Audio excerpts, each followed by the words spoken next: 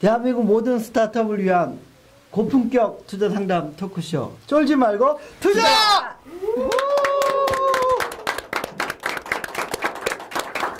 안녕하세요. 캡스톤 파트너스의 송은강입니다. 네, 안녕하세요. 아이디즈 벤처스 이ሁ입니다. 네, 오늘은 대기업에서 나오셨습니다. 대기업이죠. 네. 포탈. 포탈 2위 포탈. 다음에 우리 민윤정 이사님과 이준노 팀장님이 나오셨는데 네. NIS 파트예요. NIS 파트가 뭔지. 다음에 NIS. 네. 대체 뭐 여러 가지가 다 궁금합니다. 그리고 또 팀 이름은 카닥. 카닥 팀. 네, 카닥. 뭐 다 지금 여러 가지 지금 이 모르는 용어들로 가득 차 있는데 그거를 오늘 본인 소개해 주시고 그리고 좀 풀어 주시죠. 네. 저는 다음 커뮤니케이션에서 왔고요. 민윤정이라고 합니다. 지금 제가 하고 있는 일은 아까 수상한 이름이라고 하신 다음 NIS 넥스트 인큐베이션 스튜디오라는 일을 국가정보원이 아니었네. 관련이 없어요. 네. 국가정보원 담당 다음에. 그런 의도도 있었는데요. 네. 애초 취지는 어쨌든 사내외 벤처를 좀 발굴, 육성하는 프로그램을 그 인하우스에서 해보자라는 취지로 시작하게 되었고요. 그래서 저희는 굉장히 브랜뉴 조직이에요. 작년 8월 달에 이제 처음으로 팀이 셋업이 돼서 이제 첫 프로젝트 팀이 이제 막 서비스를 론칭하고 한참 달리기 시작하고 있는 타이밍에 있는 그런 조직의 부문장으로 오늘 이 자리에 초대받아 나왔습니다. 다시 한번 박수. 자, 우리 이준노 팀장님. 카닥. 네, 저는 지금 말씀해 주신 NIS 팀 안에 소속되어 있고요. 카닥이라는 서비스의 PM을 맡고 있습니다. 네, 알겠습니다. 자, 그러면 간단하게 카닥이 어떤 서비스인지 조금 또 설명을 좀 해주시죠. 카닥은 이제 자동차 외장 수리 비교 견적 서비스 앱이라고 보시면 되겠습니다. 비교 견적. 지금 출시가 언제가 됐고 서비스 지금 어느 정도 수준까지 진행이 되고 있는지. 네, 지금 2월 초에 이제 저희가 3개월 동안 준비해서 출시했고요. 지금 이제 한 3개월째 이제 돼가고 있는 시점입니다. 예, 지금 몇 명이서 하고 계시는 건가요? 카닥 팀은 NIS 안에서 카닥 팀은 지금 현재 4명 직원이 있고요. 예. 네. 그러면 어느 정도 시점이 되면 밖으로 나올 수 있는 건가요? 네. 거기까지는 아직 고민하고 있지는 않은데 그러니까 카닥 팀 내부로서는 이제 저는 마켓플레이스를 만드는 것이 사명이라고 생각을 하고 있거든요. 그래서 요거는 이제 적어도 1년 정도는 계속 물을 줘야 되지 않을까 이렇게 생각하고 있습니다. 그러니까 먼저 이제 카닥 팀이 다음 내에서 탄생하게 된 어떤 경위 과정 이런 설명을 좀 해주시죠. 어떤 계기로 이런 팀이 발굴이 됐고 서비스가 런칭이 됐고 이렇게 여기까지 왔는지. 그러니까 그 시작은 아마 저희 NIS 프로젝트로 시작을 하셨으니까 저희 넥스트 인큐베이션 스튜디오는 사실은 사내 벤처 팀들이 처음에 나올 수 있을까부터 좀 의심을 했었어요. 그래서 저희가 최초에 이 프로젝트를 발제를 했을 때는 바깥에서 워낙 스타트업들을 잘 하고 계신 분들이 많으셨기 때문에 이분들 흉내라도 좀 내볼 수 있을까? 뭐 이런 생각으로 실험한다라고 생각하고 시작을 했고요. 작년 8월. 네, 작년 8월에 조직이 생겨서 저희가 준비를 좀 해서 9월 말에 실은 사내 벤처 경진대회라는 걸 했습니다.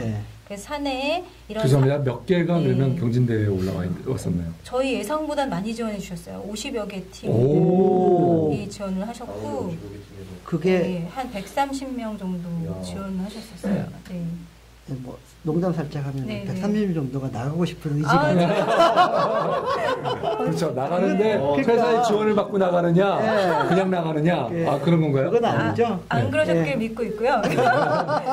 실은 다음이라는 회사가 워낙 좀 개발자 중심 컬처가 좀 있어서 작게 이런 행사들이 많았습니다. 뭐 해커톤이라든지 뭐 이렇게 사내 아이디어 경진대회라든지 뭐 이런 프로그램이 잡다하게 굉장히 많았어요. 그래서 그 프로그램들을 지켜보다 보니까 이런 걸 해도 좀 지원할 수 있지 않을까라고 좀 반신반의하면서 저희도 지원을 했었거든요. 그리고 저희가 이제 프로그램 설계를 하기를 3개월에 한 번씩 공정하게 평가를 하고 이 프로그램이 또 나중에 스핀오프 되거나 아니면 또 내부 사업화 되거나 혹은 뭐 드랍이 되더라도 이분들이 다시 그 원하는 팀에서 일할 수 있는 근무 환경을 제공하겠다.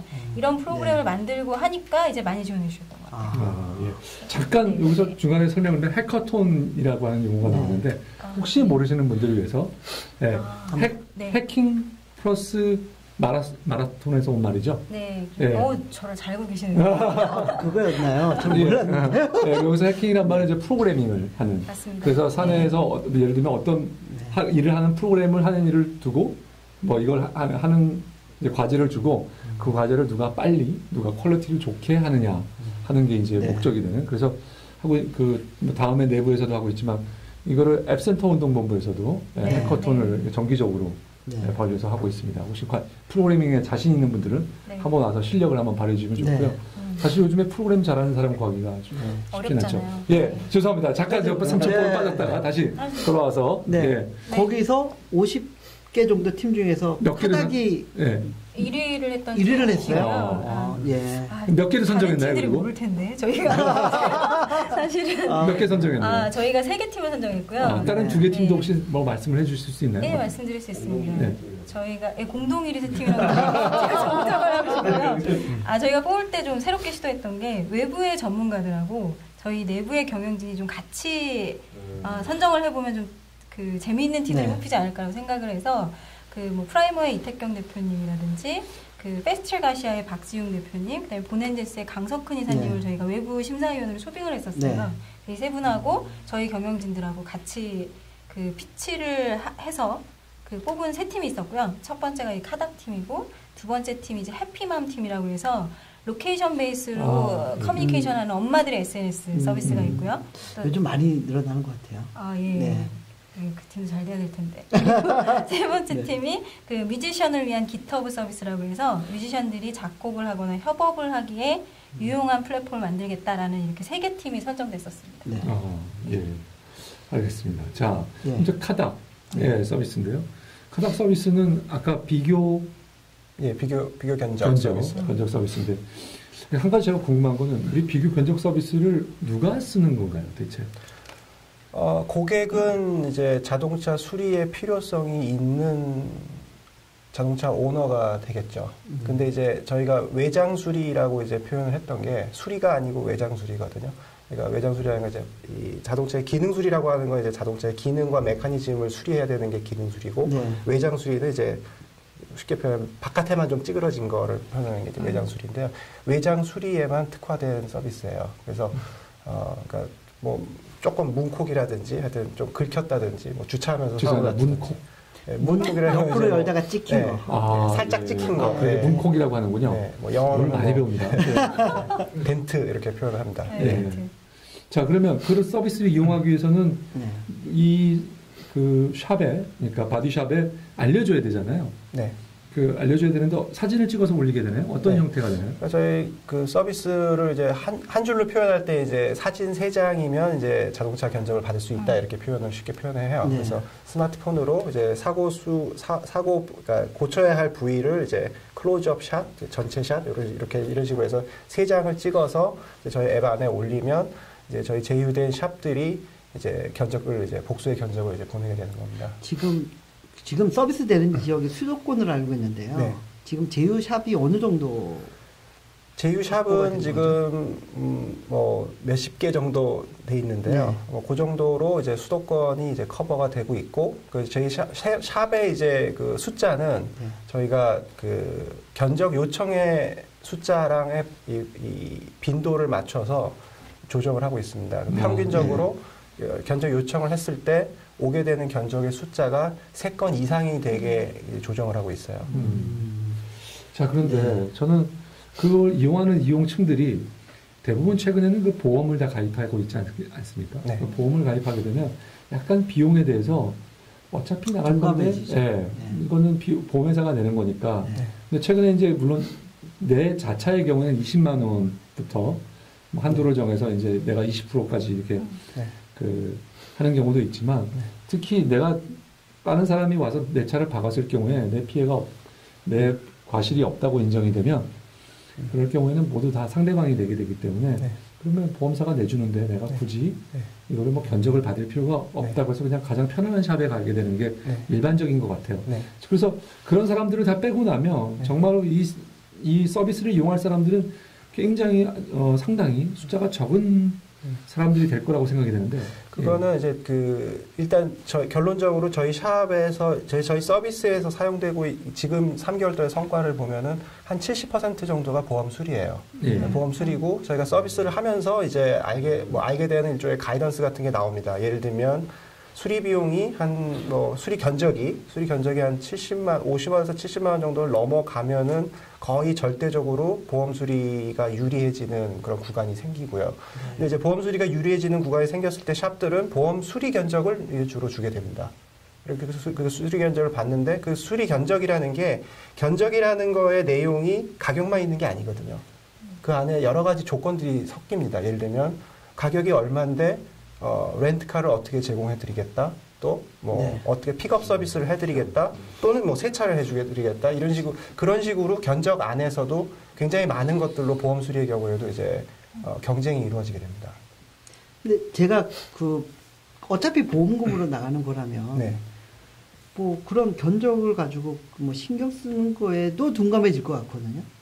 가격 비교, 서비스가 많은데 굳이 간다기보다는 적절한데 제일 가까운데 이런 식으로 많이 처리할 것 같거든요. 그래서 이제 저희도 처음에 서비스를 기획할 때부터 이 서비스가 가격 경쟁이 유발되는 거는 저희 사업적으로도 좋지 않고 고객은 모르겠지만 샵들도 그것을 이제 원하지 않을 거라고 생각을 했었어요.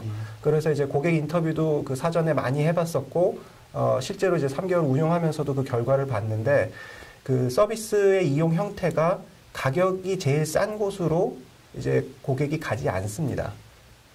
그래서 이제 말씀드렸던 것처럼 가격 말고 다른 여러 가지 고객은 가격 외에 다른 여러 가지 요소들에 의해서 지금 서비스를 고르고 있다고 지금 판단하고 있어요. 그게 참 역설적이네요. 그러니까 보험이 있기 때문에 대략 가격에는 좀 둔감하지만 퀄리티를 찾을 수도 있고 또 다른 자기가 원하는 서비스를 찾을 수도 있다는 맞습니다. 말씀으로도 들리긴 하는데요. 지금까지 대체 숫자들이 하루에 몇 건이 처리되고 있고 성사 건수나 이런 성사 금액 다운로드 숫자나 이런 것들 좀 말씀해 주시죠. 지금 앱 다운로드 숫자는 한 10,000건 정도 됐고요. 적지 않은 숫자로 생각이 되는데요. 견적 요청 건수는 한 지금 1,000건 정도. 3개월 만에 1,000건. 2개월 하루에 3건 정도 시점에서. 최근에 저희가 언론 릴리즈도 했지만 견적을 보내고 받은 트랜잭션 금액 규모가 10억을 최근에 넘었어요. 그래서 그러니까 건당 견적의 가격이 좀 높은 편인 것 같습니다. 대체 이용하는 사람들은 어떤 사람들이에요? 나이층이나 어떤 사람들일까? 지금은 수도권만 커버하니까 수도권에 있는 사람들만일 텐데요. 수도권만을 지금 하고 있고요. 지금 저희가 그러니까 이용하는 사람은 어차피 지금 서비스 초기이기 때문에 저희가 어떻게 마케팅을 했냐에 따라서 이제 달라졌다고 보거든요. 저희가 마케팅을 한 이제 주력은 이제 수도권에 있는 수입차 오너였습니다. 수입차 오너를 처음에 타겟팅을 했던 이유는 이제 외장 수리 단가가 굉장히 좀 크고요. 또 유저 자체도 이제 자기가 수리해야 할 수리점을 찾아가는 데 있어서 국산차 오너들보다 훨씬 더 어려움을 더 겪고 있다고 봤기 때문에 우선적으로 타겟팅을 이제 그분들이 외국차가 그러니까 외제차가 몇 % 정도 되는 지금 서비스 안에서 1,000건이라고 아까 말씀하셨는데 서비스 안에서 지금 1,000건 중에서 외제차 수입차 오너의 비율은 한 80-90% 정도 됩니다. 10억에 1,000건이면 한 건당 100만 원인가요? 대충 지금 잠깐만. 조금 100만 원. 100만 원인가요? 네, 100만 원입니다. 근데 저는 놀랐어요. 이런 앱으로 보통 서비스하는 거라 보면 가격에 되게 민감해가지고 단가가 전반적으로 싼 비즈니스가 앱에서 좀 서비스가 되고 이용이 될 거라고 생각했는데 건당 100만 원권 되는 그런 트랜잭션이 앱을 통해서 일어났다는 건 상당히 놀랍네요. 제가 보니까 이렇게 말씀하시고 나니까 조금 비즈니스가 보이는 게 결국 이렇게 했기 때문에 바디샵들이 그보다 높은 가격이기 때문에 비딩을 하러 들어오는 거군요. 가만히 있는 것보다 이거는 왜냐하면 마진율이 높기 때문에. 그렇죠. 상대적으로 10만 원짜리 쩐뜨기가 아니니까. 그냥 가만히 있어도 사실 웬만한 바디샵들은 다 돈을 버는데 여기 가면 마진이 더 높으니까 여기를 끌어오고 싶은 생각이 더 많이 있겠다라는 생각이 들긴 하네요. 네, 샵들 지금 들어와 있는 샵들 중에서 한 30% 정도, 30% 한 절반 정도의 샵은 지금 2개월 동안에 이미 성과가 나왔어요. 그래서 보통 그 샵들의 월 매출액이 한 30% 정도까지 성장을 이제 했습니다. 카닥을 통해서 추가적인 고객을 확보함으로써. 예. 자, 그런데 이게 문제는 이게 스케일업을 하냐, 스케일업 가능하냐라는 문제가 되겠네요.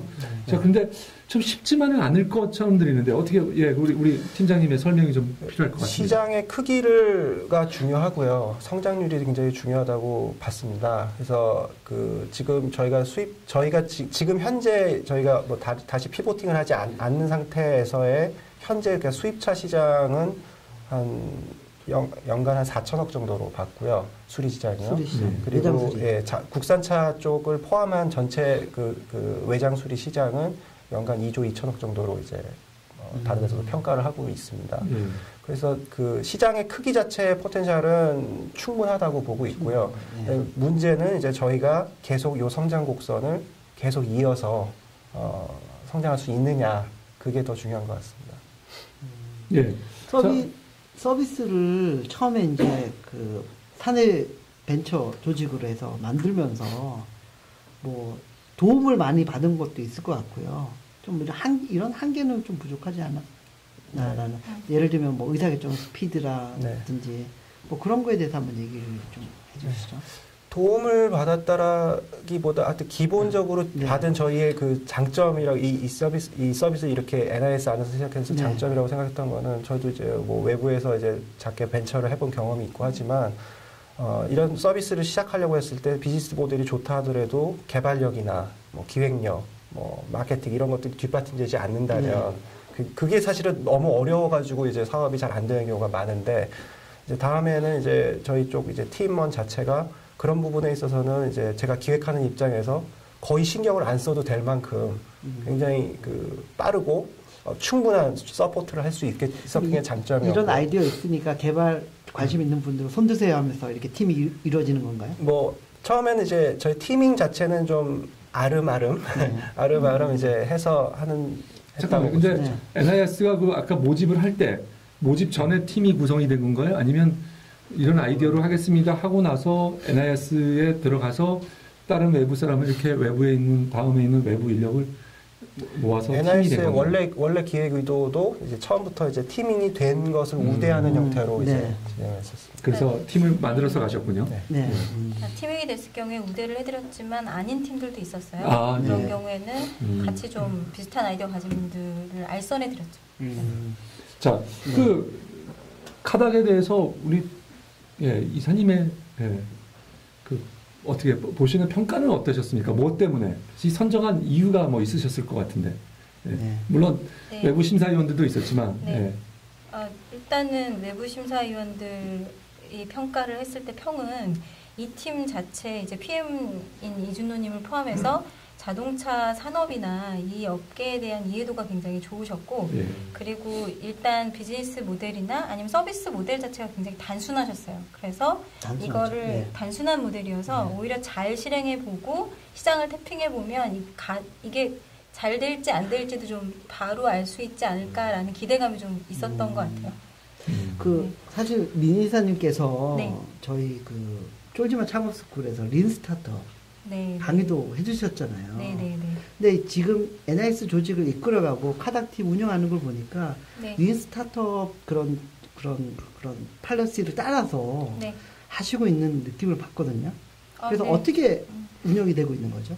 그러니까 저희가 일단 팀은 원래 훌륭한 팀이 계셨던 게 제일 중요한 것 같아요. 팀이 없으면 뭐 사람이 제일 중요하죠. 아무리 훌륭한 프로세스가 와도 헛거잖아요. 그래서 팀이 좋았어서 가능한 것 같긴 한데 린스타트업 프로세스에 많은 아이디어를 좀 적용해 보려고 노력은 한 것 같습니다. 그래서 아까 준노님도 말씀해 주셨지만 조금씩 가정을 좀 갖고 그 가설들을 실제 업체들도 만나보시고 그리고 또 실제 고객들도 샘플링해서 만나면서 계속 좀 튜닝을 했던 것 같아요. 그래서 지금은 저희가 좀 시장에 이미 프로덕트를 론칭했으니까 보여드리고 어느 정도 바이어블한지를 계속 테스트하면서 이 효과를 측정하면서 좀 움직이고 있는 거 이런 부분이 많이 좀 제가 이상적이라고 생각했던 거를 팀이 아주 잘 실현해주고 계신 것 같고요. 그리고 팀들이 이제 아주 린하게 그 시도하고 그 결과물들을 또 잘 측정하고 있고 또 그 러닝한 걸 가지고 다음번에 또 반영하시는 게 되게 뿌듯한 것 같아요. 네. 지금 몇 분이서 만드시고 운영을 하고 계신 거예요? 지금 팀은 이제 4명 있습니다. 4명 있고 아르바이트 1명 있고 근무한 사람은 총 5명입니다. 5분이서 서비스를 운영까지 지금 다. 네. 영업부터 뭐 다 하고 계시고요. 근데 이제 저희가 핸즈온 팀이 있어요. 실은 저희가 사내에서 하니까 다음 안에서 저희를 약간 서포트 해주거나 하는 분들이 계십니다. 네. 약간 프로그램의 내용이 우리 어떻게 보면 엑셀러레이터하고 좀 비교할 수도 있을 것 같은데요. 어떤 프로그램들을 가지고 계세요? 그러니까 선정한 이후에 어떤 교육 프로그램이나 이것을 운영하고 계신 건가요? 네, 이번에 1라운드 1기 팀들은 처음에 저희가 프리 워크샵이라고 해서 아주 기본적인 원어원 어떤 프로젝트를 수행함에 있어서 원어원이 될 수 있는 뭐 마케팅이라든지 뭐 린 스타트업 방식이라든지 뭐 UI 설계라든지 개발 플랫폼이라든지 이런 거에 대한 프리 워크샵을 간단하게 하고요. 그다음에 그게 기간은 얼마나? 그건 저희는 12시간 코스로 짧게. 프리 워크샵 12시간. 워낙 이분들이 경력이 있는 분들이어가지고 가능했어요. 그래서 프리 워크샵 정도를 하고 프로젝트를 시작한 다음엔 다른 업무를 하시는 게 아니라 이 업무에 몰입해서 일을 하시고 하던 일을 떠나시고 업무 진기하고 떠나시는군요. 맞습니다. 그리고 평가가 또 있어야 되잖아요. 네, 평가를 3개월에 한 번씩 하고 또 월간 리뷰를 저희가 해요. 월간 리뷰도 하고 3개월에 한 번씩 여태까지 진척도와 저희가 세웠던 어떤 데이터적인 부분들, 정성적인 부분들에 대한 반응도를 측정해서 그 평가를 하고 있죠. 프리 워크샵 이후에는 또 다른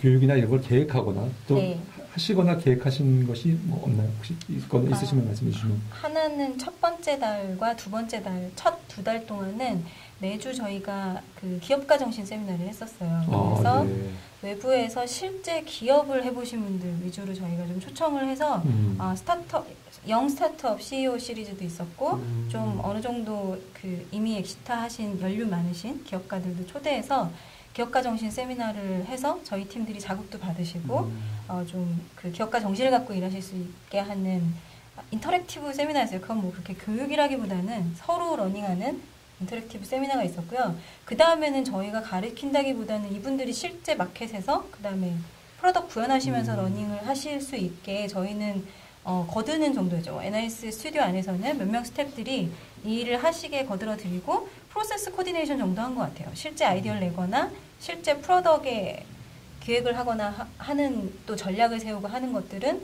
프로젝트 팀들이 직접 하셨어요. 카닥 서비스를 보면 작년 11월에 아이디어가 채택이 돼서 서비스 개발을 해서 2월 달에 앱을 출시를 했잖아요. 서비스가 개시됐거든요.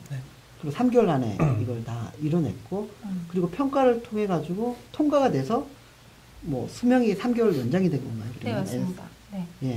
그 이유는 어떻게 되는 거죠?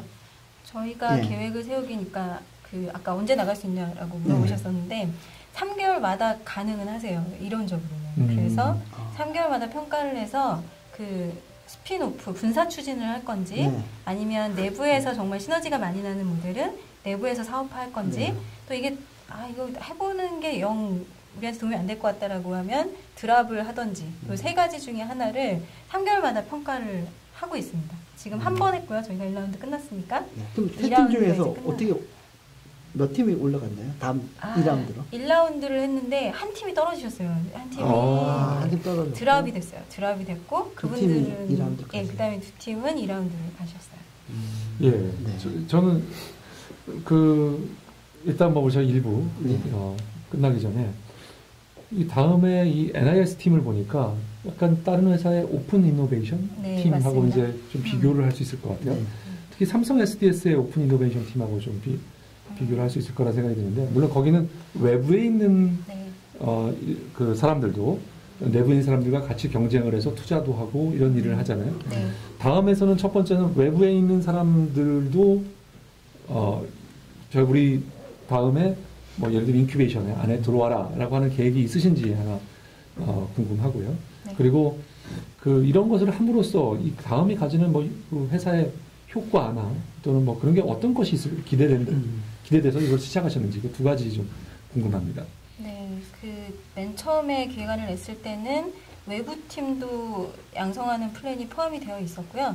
그런데 이 프로그램 자체도 저희가 좀 린 스타트업 정신을 가지고 저는 개인적으로는 인트라프너십에 굉장히 모티베이션이 많이 됐는데 그 기업 내에서도 기업가 정신을 갖고 새로운 일을 만들어내는 일들이 중요하다고 생각을 했습니다. 그래서 NIS 프로그램은 그런 데 기여를 하기 위해서 사실은 저희 시작한 지 얼마 안 됐기 때문에 SDS나 이런 조직에서는 잘하고 계시죠. 몇 년간의 내공도 있으시고 많은 좋은 프로그램들이 있어서 많은 다른 선진적인 기업들의 그런 오픈 이노베이션 하는 쪽을 많이 봤고요.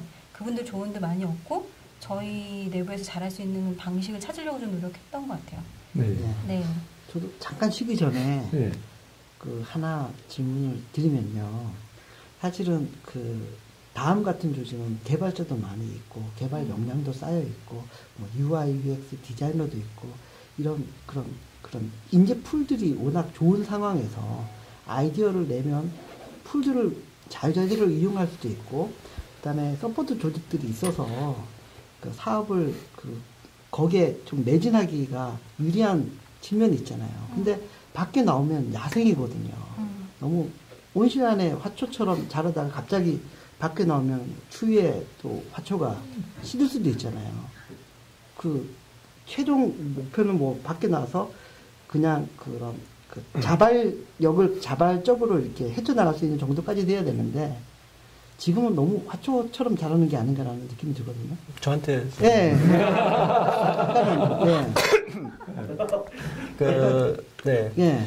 저도 사실은 제가 이제 다음에 입사한 지 사실 2년도 안 됐어요. 그래서 그 전에는 한 10년 정도 벤처 쪽 사업을 했었거든요. 네. 그래서 와서 이제 다음 안에서 이제 느낀 거는 아주 딱 정확하게 반대되는 상황이었습니다. 그러니까 다음에는 뭐 개발자만 해도 한 700명 가까이 있고요. 그래서 하지만 이제 외부랑 다른 점은 기회의 홍수라는 생각을 했었어요.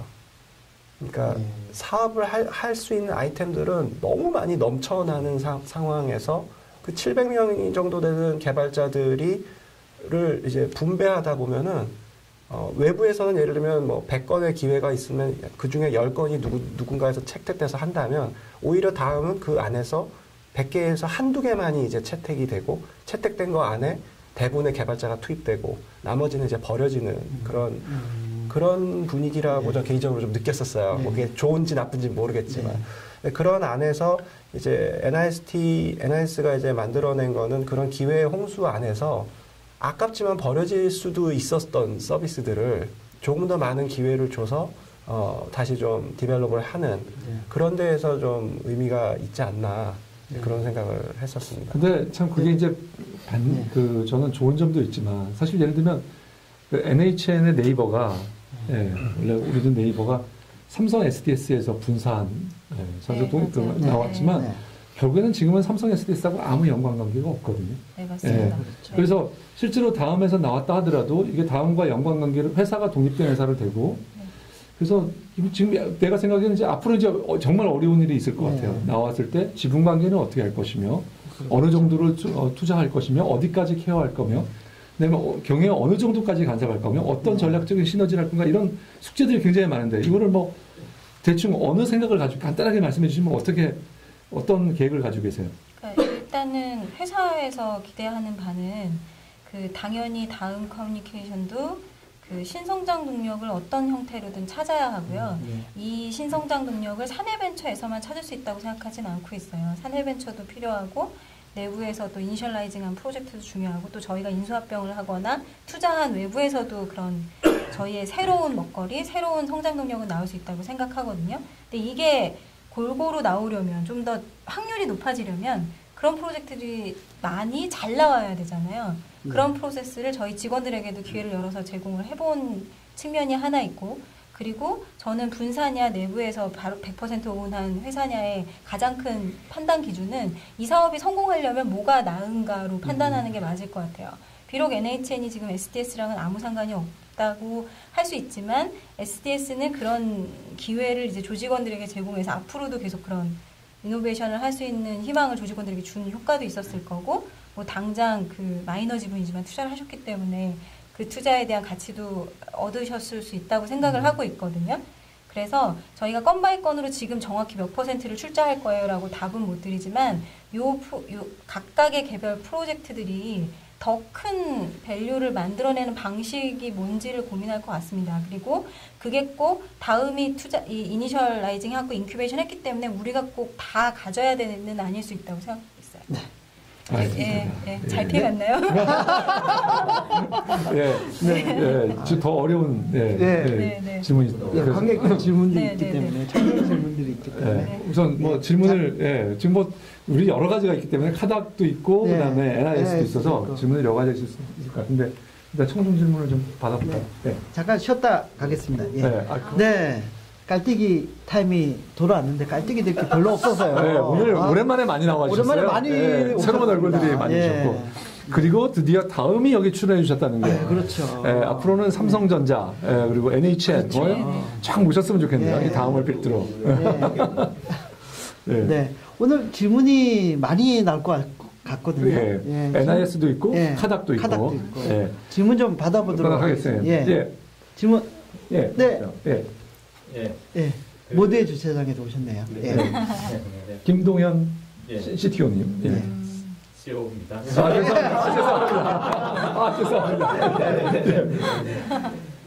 초기에 뭐 카닥이라는 브랜드 네임 자체가 안 알려져 있다 보니까 정비소 소칭 자체가 굉장히 힘드셨을 것 같은데 그 소칭을 할 때 다음에 NIS의 사내 벤처다라는 그런 네임 밸류를 활용을 하셨던 건지 아니면은 그냥 카닥이라는 이름으로 자판에서 이렇게 소칭을 하셨던 건지 그리고 어느 정도 정비소의 그 협력점 수가 규모가 어느 정도가 됐을 때 경우에는 직접 소칭을 하지 않아도 그쪽에서 찾아오게 될 거라고 보시는지. 카닥 서비스의 초기부터 지금까지의 이 샵을 이제 제휴를 맺는 과정은 전부 1대1 면접을 통해서 저희가 직접 제안을 드리는 형태로 했습니다. 했었고. 다음 이름으로 제안을 했나요? 카닥이. 카닥 팀이 이제 직접 제가 가서 정비소 사장의 마인드라든지 여러 가지 인터뷰를 해서 이제 판단했었고 사실은 쉽지는 않아요. 그러니까 영업이 제일 어려운 거죠. 그러니까 근데 이제 대충 해보니까 제가 이제 카닥 서비스를 하기 전에 서비스에 이제 들어가는 걸 하는 게 제일 어려웠던 것 같아요. 그때. 그러니까 서비스도 없는데 이런 서비스가 있으니까 이런 거 하라고 했을 때. 그때에 이제, 10몇 개 처음에 이제 샵을 집어넣을 때 이제 샵을 이제 제가 설득하는 시간이 한 40분 정도 소요됐던 것 같아요. 한 번 샵에 가서, 이런 서비스가 있고 이렇게 하시니까 처음에 말씀드렸을 때는 이제 안 한다 그러죠. 근데 그것을 이제 나 적극적으로 하겠다라고 할 때가 설득 시간 40분 정도 걸렸고 지금은 이제 자발적으로 많이들 이제 요청을 하고 계세요. 네, 그것도 역시 지금은 저희가 전부 직접 이제 검증 과정을 거쳐서 하고 있습니다. 그러니까 바드샵을 그렇지만 콜드콜로 찾아가신 건 아니죠? 콜드콜로 저희가 서칭해서 찾아간 거죠. 그러니까 어떤 기준으로 서칭을 하신 거예요? 저희가 서칭을 하는 그 과정은, 그러니까 제일 중요한 기준은 고객 만족을 해줄 수 있는 샵이었어요. 그러니까 그게 좀 다른 얘기로 보자면 정말 수리를 잘할 수 있는 샵을 찾았다기보다는 고객을 만족시켜줄 수 있는 샵을 위주로 찾았습니다. 고객을 만족시킬 수 있는 샵은 보통 이제 또 다시 다른 말로 하면 클레임이 거의 없는 샵을 이제 가장 최우선적으로 이제 골랐었습니다.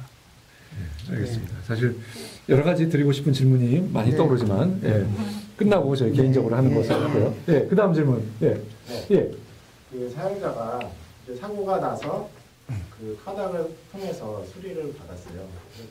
수리의 서비스에 만족해서 이제 그 샵에 대해서 만족해서 다음에 또 사고가 났는데 다음에 또 여기서 고치고 싶어요. 그러면 굳이 카닥을 통하지 않고 계속 이 업체에 가서 직접 할 것 같은데 사용자를 납득하기가 어려울 것 같은데 이 점에 대해서 그러니까 서비스 사용의 지속성. 예. 이 서비스 그럴 수 있는 위험성은 사실은 온라인 마켓의 대부분이 다 갖고 있는 특징이라고 생각을 처음부터 했었거든요. 예를 들면 옥션 같은 서비스도 처음에 옥션에서 수수료 떼면서 이제 장사를 하는 분들이 거기에 이제 전화번호 같은 거를 이제 넣어놓잖아요. 한 5년 전에는 그런 서비스를 했을 때 옥션 같은 경우에도 전화번호 입력하지 마세요. 뭐 이런 것들이 있었어요. 근데 지금은 그런 게 없거든요. 이것이 마켓플레이스화가 되고 나면은 그 서비스 안에서 돌아가는 걸 더 컴포터블하게 느끼는 시점이 될 거라고 봅니다. 그렇게 될 때는, 그렇게 되고 나서는 이제 그것을 예를 들면 더 어떻게 막기 위한 방법을 고민하는 것보다는 이 서비스 안에서 하는 게 오프라인에서 뭐 예를 들면 뭐 전화하던 뭐 직접 찾아가서 단골이 돼서 하는 것보다 더 편하다.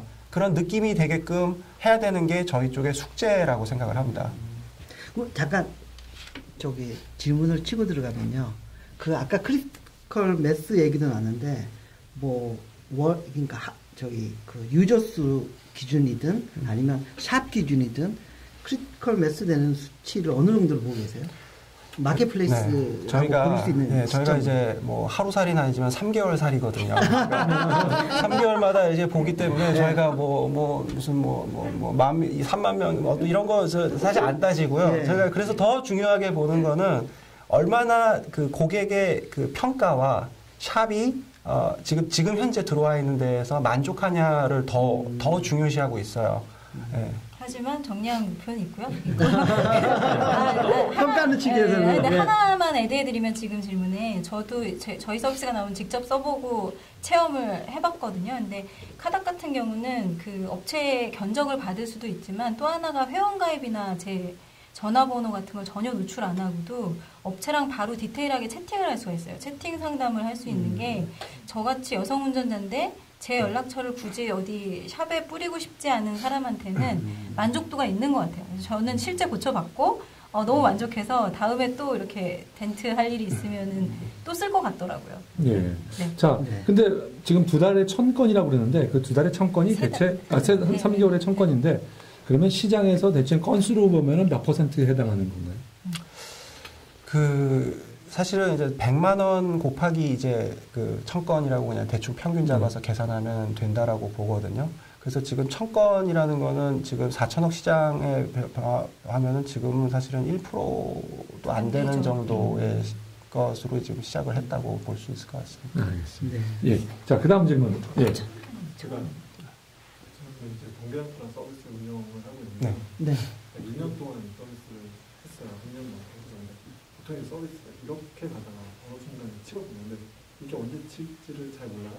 그래.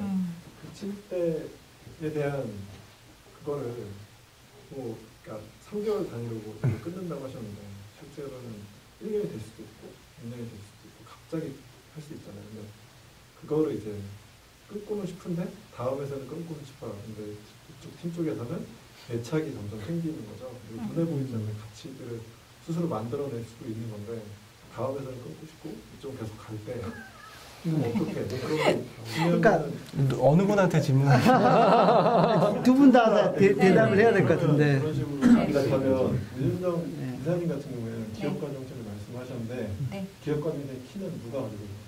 프로젝트 팀원들이 가지시는 게 맞고요. 그런데 이제 저희가 어떻게 3개월 만에 평가가 가능한가 이 부분은 각 라운드 시작하기 전에 팀하고 저하고 저희 멤버들하고 약속을 잡아요. 그러니까 예를 들면 처음에 저희가 3개월 만에 프로덕이 나왔다고 했지만 사실 프로덕 나오기까지 2-3번 이터레이션을 도셨거든요. 그걸 진짜 돌았는가? 그다음에 그 이터레이션 돌 때마다 그 랜덤 샘플링이라도 했을 때 이 타겟 고객이 호의가 있었는가, 사용할 의지가 있었는가 이런 것들 정성 조사나 정량 평가를 많이 하는 편이고요. 지금 단계는 아직 티핑 포인트를 거치지 않은 단계이기 때문에 저희가 성장률을 더 중심으로 보고 있고 액티베이션 비율 쪽을 좀 더 유의해서 보고 있어요. 인플로우는 한계가 있잖아요, 현재는. 그러면 인플로우 돼서 그 실제 액티베이션 되는 비율이 유지가 되는가, 개선되는가 이것들을 조금 더 유의해서 보고 있습니다. 그리고 팀장님 팀 입장에서는 하키스틱을 그리려면 쭉 가다가 막판에 올라갈 수 있고 사실은 쭉 되다가 보다도 처음부터 저희가 받은 어떤 저항은 있었어요. 뭐냐면 다음이라는 회사는 사실 한 100만 명 단위의 서비스를 만들 때 뭔가 평가를 받고 뭐 얘기가 되고 하는데 저희가 이제 뭐 10,000명 다운로드 받았는데 그 중에 1,000명 견적 요청했다 그러면 이거는 별로 재미없는 서비스로 평가를 될 수밖에 없거든요. 그 안에서 저희가 그런 평가와 상관없이 저희가 이 사업을 위해서 더 순수하게 중요한 것은 무엇이냐라고 봤던 KPI들은 사실 기존의 다음이 가져가는 KPI들하고 좀 많이 달랐습니다. 맞아요. 유저 수나 PV, UV가 아니라 저희 KPI는 견적 수, 그 안에서 돌아가는 트랜잭션의 규모, 그 다음에 그 규모의 성장성. 성장이 뭐 예를 들면 그 전달에 비해서 30% 성장. 요런 식으로 조금 그 이질감이 좀 있는데 그 부분을 이제 다음에서도 인정을 해주시고 가고 있는 상태라고 생각을 하고 있습니다. 자. 네. 두 가지인데 간단한 것부터 드리면 제 생각에는 수입차 유저들이 아이폰을 훨씬 더 많이 쓸 것 같거든요. 실제로도 그런 걸로 알고 있고요. 그런데 지금 안드로이드 폰만 앱만 준비해서 한 2, 3개월 해오고 계신데 이유가 있는지와 왜 그렇게 안 하시는지. 지금 아이폰 앱을 준비 중이고요. 그래서 이번 주 말이면 이제 사실은 이제 출시가 되고요. 저희가 그 전에 이제 서베이를 했을 때부터 그러니까 저희 수입차 오너들 중에서 아이폰 유저의 비율이 저희가 조사를 했던 건 작년 말이고요. 48% 정도였어요. 그리고 그 이후로 지금 한 51% 정도라고 추정을 하고 있거든요. 중요하게 보고 있습니다. 그래서 이제 이번 달에 이제 조만간 출시가 되고요. 조만간 출시가 되면 이제 저희 쪽의 지표도 이제 사실은 따블이 될 거라고 예상을 하고 있습니다. 알겠습니다. 저희가 팔러시로 애초에 3개월 동안에 프로덕트 만드실 때 원OS 원 플랫폼으로 제안을 드렸어요. 예, 그리고 이제 본질적인 질문은 뭐 다음에 계시니까 더 잘 아실 텐데 그 수입차라든지 이런 게 브랜드를 갖고 있잖아요. 그래서 실제 카닥 서비스를 써보면 처음에 자동차 브랜드를 선택하고 이제 고를 수 있도록 해놓으신 것도 그럴 텐데 그래서 그 커뮤니티적 성격이 굉장히 강하고 실제 그 차를 타는 사람들끼리 동호회 활동이라든지 카페 활동 이런 것들을 많이 하고 계시고 거기 안에서 이미 인정되어 있거나 인증된 업체들과의 어떤 관계 이런 걸 통해서 수리나 이런 것들이 많이 일어나고 있는 걸로 알고 있고 실제로 그렇게 많이 진행되는데요. 그게 어떻게 보면 나중에 카닥이 넘어야 되는 가장 큰 허들이 될 텐데 그런 부분에 있어서 지금 모든 브랜드를 다시 새로 다 모아서 그 좋은 정비업소를 다 퀄리티 있게 관리해준다는 거는 그 모든 전문 카페들과 싸워서 이기시겠다는 것처럼 들리거든요. 그런 부분에 대해서 어떤 장점이나 보관이 있으신지 궁금합니다. 그건 이제 이렇게 대답을 드리고 싶어요.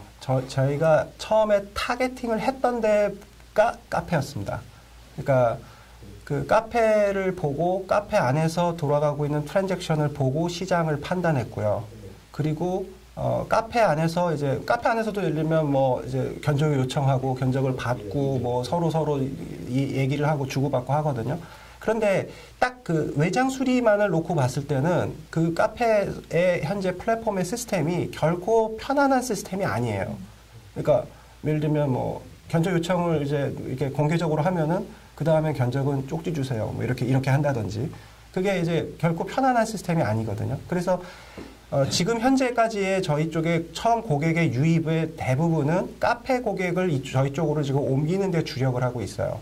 주력을 하고 있고, 그 사람들이 주력하기 위해서 저희가 이제 주는 베네핏은 카페 시스템에서 견적을 요청하고, 답변을 듣고 뭐 이렇게 해서 이제 수리업체를 찾아가는 것보다 훨씬 더 편안하고 공정하다라는 모습을 보여주기 위해 노력을 하고 있고요. 하지만 그래서 궁극적으로는 결국은 이제 카페 안에서 돌아가고 있는 트랜잭션들이 저희 쪽 서비스 앱 쪽으로 적어도 외장 수리에 있어서는 옮아가도록 하는 게 저희 목표입니다. 목표인데, 처음에는 저희가 그걸 보여주지 않은 상태에서는 이제 그걸 보여줄 수가 없기 때문에 저희 내부적으로는 이제 마중물 프로젝트라고 얘기를 했었는데, 그래서 마케팅을 카페 쪽에 많이 집중을 했었습니다. 그래서 카페 유저들이 저희 쪽 서비스를 써보고, 몸으로 그냥 내가 카페에서 그렇게 뭐 물어보고 검색하고 하는 것보다 우리 앱에 안에서 이제 물어보고 검색하고 하는 게 훨씬 더 편하겠구나라는 거를 이제 느끼게끔 이제 노력을 했고요. 실제로 이제 질문이 굉장히 날카롭다고 생각을 하는 이유가 저희가 내부적으로 보고 있는 가장 큰 타겟과 경쟁자는 사실은 카페입니다. 그렇긴 하지만 커뮤니티 자체가 용도가 이 외장 수리의 마켓플레이스만이 아니잖아요. 그 안에서는 분명히 컨텐츠가 있고 사람들 간의 릴레이션십이 있기 때문에 더 다양한 모델들을 또 카페 커뮤니티들은 역할을 하실 거라고 생각했어요. 오히려 저희가 이제 이준호님이 저희 타겟이었어라고 말하는 부분은 그 안에서 이제 외장 수리에서 일어나는 비효율들을 저희가 줄여주고 거기 안에서 그 트랜잭션에 대해서 저희가 대체물이 되겠다는 거지 커뮤니티를 어떻게 대체해요? 이 외장 수리 어플리케이션으로. 그럴 생각은 저희는 애초부터 생각 안 했던 것 같아요. 추가적으로 하나를 좀 더 설명드리면 이제 서비스를 이제 고객이 가격에 민감하지 않고 서비스를 고르려고 하는 메커니즘이 뭔가를 되게 많이 봤었어요.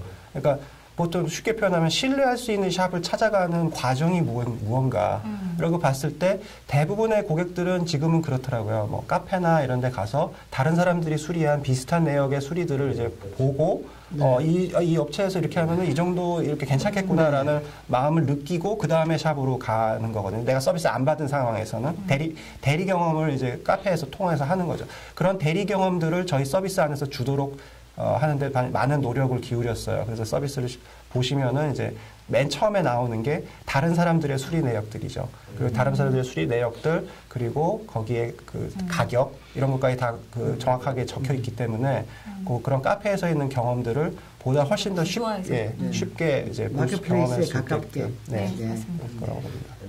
네, 더 질문 있으십니까? 네. 차라는 것이 굉장히 제한된 유저가 있고 또 차를 또 바꾸는 사람이라는 게 제한돼 있잖아요. 그래서 그 시장 크기가 어떻게 보면 국내에서 굉장히 제한이 돼 있는데 그 시장 크기를 확대하는 거라든지 또는 뭐 유저를 더 많이 확보하는 방안 같은 거 그런 것도 갖고 계시는 것 같아요. 유저를 더 많이 확보하는 거는 이제 저희가 뭐 기본적으로 당연히 해야 되는 것이고 시장의 크기에 있어서는 저희가 지금 우선 현재 피보팅 안 한 상태에서 타겟팅하고 있는 건 4천억 정도 시장인데요. 자동차 사고가 더 많이 나야지 시장이 사야지가. 죄송합니다. 사실 이제 뭐 그런 질문들 중에 또 많이 들었던 게 이제 뭐 해외 시장에 진출 뭐 예전 이런 걸 이제 말씀 많이 들었는데 현재 시점에서는 그냥 뭐 저희는 이렇게 답변을 지금 저희가 타겟팅하고 있는 시장도 충분히 크고 충분히 큰 그 시장을 저희가 아직 장악하지 못했습니다. 예, 그래서 그 다음 단계까지 지금 생각을 못 하고 있습니다. 라고 답변을 드려왔었습니다. 예, 알겠습니다. 예. 자, 뭐 이제 저희가 시간 관계상 오늘 약간은 NIS도 있었고, 그 다음에 다음 NIS, 그 다음에 카닥이 있어서 뭐 조금 이렇게 됐지만, 전반적으로는 저희가 뭐 일일이 다 설명드릴 수는 없는 거죠. 네. 또 관심 있는 분들은 아마 개인적으로 연락이 가실 거라 생각하고요. 저희는 마무리를 이제 해야 될 것 같은데. 자, 저는 대표님. 저기 뭐 궁금한 게요. 마지막으로 궁금한 게 지금 한 5개월 정도 NIS 조직 내에서 이 서비스를 만들어 왔잖아요. 비용은 그러니까 스타트업이라고 생각하고 비용이 들었다고 보면 얼마 정도 든 서비스가요? 인건비나 뭐 이런 재원 비용 다 합치면.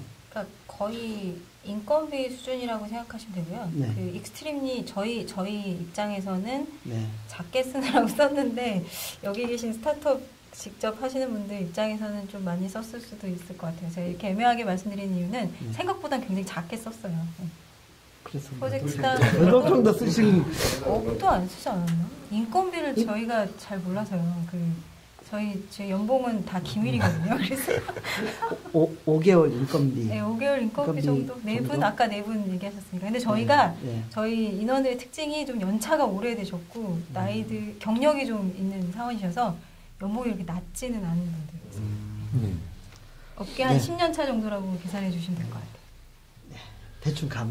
야, 감은 오시죠, 그러면. 알겠습니다. 네네네. 자, 이 대표님 어떻게 평가를? 우리 뭐 카닥만 오늘. 저는 카닥 서비스가 사실 이런 신규 서비스를 만들려고 하면은 사람 모으기 바쁘고 그 사람들 모아가지고 야 지분을 어떻게 쪼개줄까 고민하고 막 치고받고 싸우고 헤어지기도 하고 그러다 보면 타이밍 놓치면서 서비스 개발 기간이 잔뜩 늘어지고 그리고 시장 타임 투 마켓에 들어가야 되는데 시장 적기를 놓치는 경우가 많거든요. 근데 그걸 아주 단축해서 빨리 서비스를 런칭을 우선 개발자들과 함께 잘 하신 것 같아요. 그러면서 뭐 고객들 어떤 관리 위주로 가면서 서비스의 어떤 내실을 기하는 측면에서 상당히 앞으로 발전 가능성이 높은 서비스가 아닌가라는 생각이 듭니다. 예. 그래서 혹시 나오면은 투자를 생각하시겠습니까? 우리 이 대표님. 예, 뭐 고려를 저는 예, 해보도록. 혹시 하면 얼마 정도를? 근데 얼마나 필요하실지 몰라서 지금 당장 얘기하기가. 예. 그건 좀 판단해봐야 될 것 같아요. 왜냐하면 이게 다음이 지분을 뭐 어느 정도 가지면서 대주주 지분을 갖느냐 안 갖느냐에 따라서 투자 결정은 제가 할 수 있을 것 같아요. 네, 알겠습니다. 예, 저는 오늘 좀 굉장히 좀 많은 걸 느꼈는데요. 저는 삼성전자에 좀 오래 있었습니다. 삼성 입사라고. 지금 와서 보니까 대기업에서 하는 어프로치와 그다음에 중소기업, 우리 특히 벤처들이 하는 어프로치, 그리고 최근에는 특히 그 대기업에서 경험을 하지 못하신 분들이 나와서 하는 벤처들도 꽤 많이 있잖아요. 차이점이 뭐냐면 체계적인 어프로치를 하느냐, 그 다음에 그리고 그 시장에 대한 이해가 높느냐, 낮느냐 하는 면에서 보면, 근데 제가 오늘 받은 인상은 다음 회사 하기 때문에 굉장히 체계적인 어프로치를 하시는구나. 그리고 그런 트라이얼 앤 에러를 굉장히 적게, 상대적으로 적게 가져가고 계시다라는 생각이 하나 들었고요. 또한 뿐만 아니라 시장에 대한, 아까 우리 민사님도 말씀하셨지만, 시장에 대한 이해를 아주 명확하게 하고 계셔서, 저희가 그리고 어떤 질문을 하더라도 명쾌하게 이렇게 해주시는 모습이 굉장히 보기 좋았습니다. 그래서, 예, 앞으로 나오게 되면 저희 캡스톤부터 IDG 연락하기 전에 캡스톤부터 연락을 한번 주시고요. 예, 저희는 굉장히 잘해드리겠습니다. 예. 생각지도 못한. 예. 아무튼 오늘 사업에 좋은 성과 있기를 바라고요. 특히 또 저 바라기는 그 다음에 NIS에서 정말 보석 같은 벤처들이 많이 발굴돼서 또 우리나라의 생태계를 위해서 좋은 역할을 해주시면 좋겠습니다. 오늘 감사드립니다. 고맙습니다. 감사합니다.